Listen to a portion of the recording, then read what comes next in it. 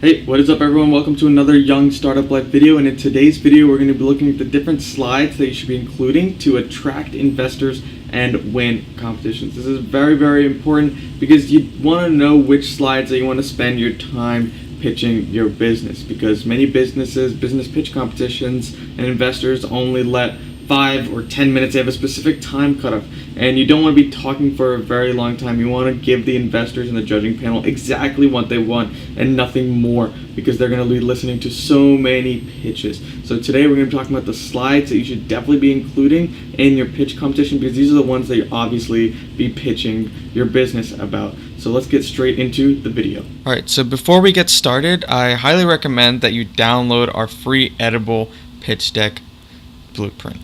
And we've talked about this many times. It goes along exactly with this blog post. It was made specifically for this blog post, so definitely download that before we get started. It's a template blueprint that you should be using. You can go right on and edit the different slides that we'll be talking about in this video. So we created a very good design that's based off of award-winning startups that have won many pitch competitions, gotten a lot of money from investors, and are very successful now. So we just based our template off of that, and it's actually going along with this blog post. So download that so you can edit it along as you're listening to this video if you would like.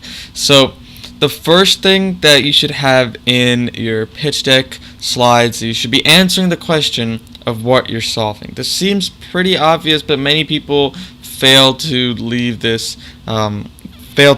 this in their pitch deck. And so the slides that you're going to need for this are the problem, right? So what problem you're solving, obviously, and you're going to need an introduction about your company, our story. This is important. The second one is optional, but I would highly recommend that you include it. Many people include it.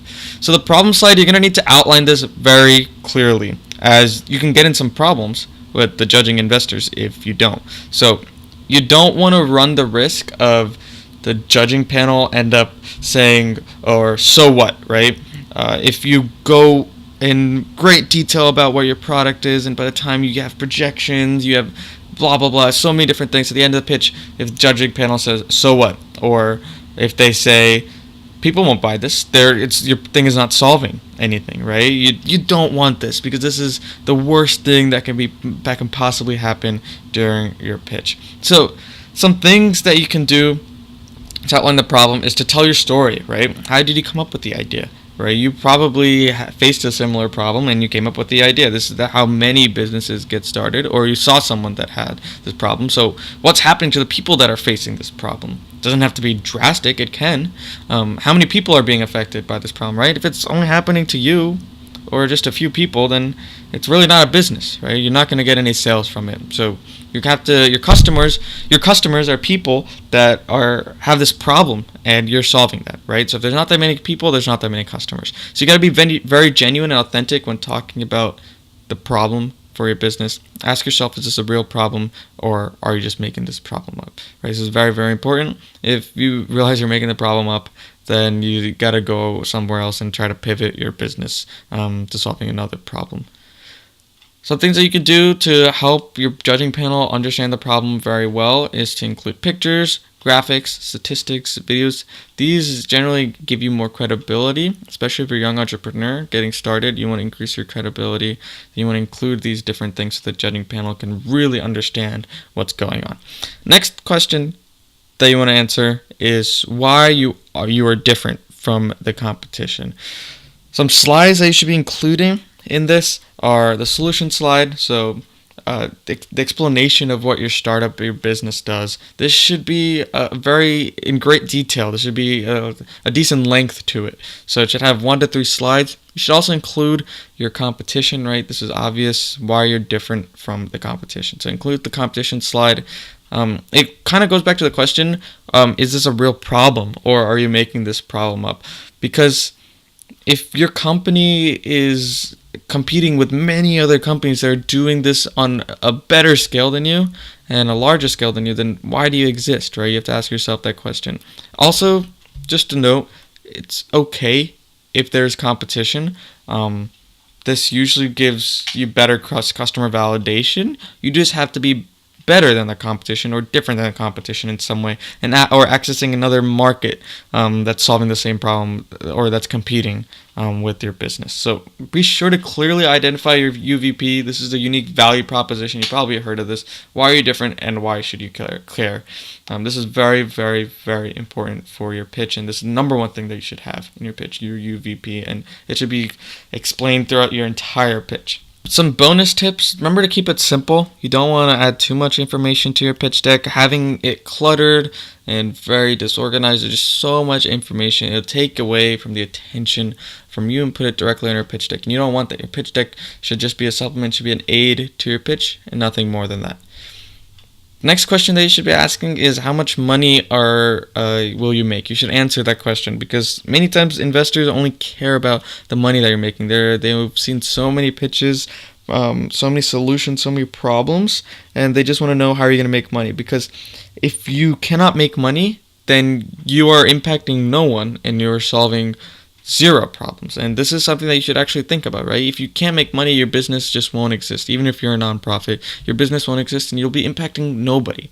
So it's actually better to be a for-profit business. You'll be impacting a lot of people. Statistics have shown this. You'll be impacting way more people if you are a for-profit. But even if you're a nonprofit, you still have to be making money some way just to have your business grow, right? So you have to really show this. You can show this through your target market, your size, your business, your revenue model. How are you going to make money in that way? And also your future potential growth. One thing to note, future potential growth, don't exaggerate this. You really don't want to exaggerate this, because judges will just see right past this, especially if you have zero sales and you're just in the startup phase or you have barely any sales. So don't exaggerate the future potential growth, but including those slides are very important to answering the question how much money you're going to make for your business. Remember that most of the panel have made way more money than you, and more often than not, they just want to make more money. So clearly show them how you're going to help them do this and grow your business. All right, so the next thing that you want to do is to show your initial success. This is going to be done through your traction slides. So you've probably watched Shark Tank before, and you've seen those crazy valuations and people asking for ridiculous amount of monies. They're saying, oh, they want $500,000 in exchange for 10% of their company. That's a $5 million valuation. And then someone asks, oh, how much have you done in sales? And they say $50,000. This just seems ridiculous, right?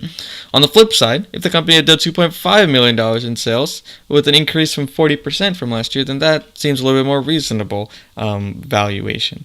So as you can tell, your traction is key, and you want to really focus on this. And the main thing is just sales. Sales cures everything, and so you should really be thinking about your traction every single day. How are you going to make money? And what you are doing should impact where you're going to be making money, whether or not it's in the short run or in the long run. Remember, sales cures everything in the startup world. So you're probably wondering, okay, I don't have that much money in revenue this year. You probably have $0, and that's perfectly okay. You can still impress the judging panel with a few things in your traction slide. Maybe you're thinking, oh, I don't have anything to put there. Well, these are some things that even I've put in my traction slide. Number one is your revenue. If you don't have that, you can show your users that you have. Maybe you just have a few free users that you're just testing. Press articles that you've got, some leads. Some great things to include are testimonials, because testimonials can be in place of sales, because this is another way of customer validation. Your traction slide is another way of showing that there are customers and that you have a potential long-term goal for this business. Also talking about what people are saying, various projections. There's many things that you can include in the traction slide. Just got to be creative with it if you don't have any money in sales. I would also look at the scoring rubric. You should have multiple decks ready. Like I said in various other videos, you should know who you're pitching to and change your pitch deck based on that. So having multiple pitch decks ready just in case you realize, oh, maybe this one it would be better suited, and really knowing your business inside and out. Everyone on your team, or if it's just you, that's fine. Just know your business and be able to articulate in in a really good way. And then one thing to note is that you really shouldn't memorize your pitch deck, because you never know what's going to happen. Some slides may not work, or you might need to go with another pitch deck. You may not know who you're going to meet. So just don't memorize it. Just know your business inside and out. And that's what really you should know as an entrepreneur for your business. So looking at the scoring rubric, having multiple decks definitely helps. It'll definitely increase your reliability for your business, and definitely increase your chances of success at pitch competitions and with investors. So one more time, you should create and frame your pitch deck in a very specific way based on who you're pitching to. This is very, very important, and it's something that you should definitely take away from this video. So that should just get you started on the different components, different slides I should include in your pitch deck to attract investors and win competitions. Hopefully that helped you get started. Remember, you should definitely include every single slide that we talked about in this one, and we have those slides included in our free pitch deck blueprint that you can download. You can just go ahead straight away and just edit it, and it's a really great design. It's based off of various award-winning startups, like I said. So if you don't want to create something yourself, we have that already there for you. We have also bonus tips and bonus slides as well. So if you're interested in that, definitely click the link in the description. You can download it, and also read our blog post in full detail.